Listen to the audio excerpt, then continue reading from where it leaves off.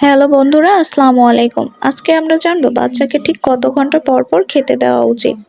যদি আপনার বাচ্চার বয়স 0 থেকে 6 মাসের মধ্যে হয়, তাহলে আপনার বাচ্চাকে দিনে 2 ঘন্টা বা 3 ঘন্টা পর পর খেতে দিন। এবং রাতে যদি খুব ভালো ঘুমায়, তাহলে জাগিয়ে তাকে জোর করে খাওয়ানোর চেষ্টা করবেন না। কিন্তু বয়সের তুলনায় যদি বাচ্চার ওজন কম থাকে, তাহলে ডাক্তারের পরামর্শ অনুযায়ী রাতে 2 থেকে 3 ঘন্টা পর পর জাগিয়ে তুলে খাওয়ানোর প্রয়োজন হতে পারে। এছাড়াও যখন বাচ্চার ক্ষুধা লাগবে বা বাচ্চা খেতে চাইবে, তখন তাকে অবশ্যই খেতে দিন। কিভাবে বুঝবেন আপনি আপনার ছোট্ট সোনামণিটির ক্ষুধা পেয়েছে? যদি দেখেন বারবার সে তার আঙুল চুষছে বা হাত গালে দিচ্ছে, এছাড়াও যদি দেখেন সে চোখ ঘষাঘষি করছে অথবা হালকা কান্নাকাটি করছে, তাহলে বুঝে নিন যে তার ক্ষুধা পেয়েছে। এরকম সাইন দেখলে অবশ্যই বাচ্চাকে খেতে দিন।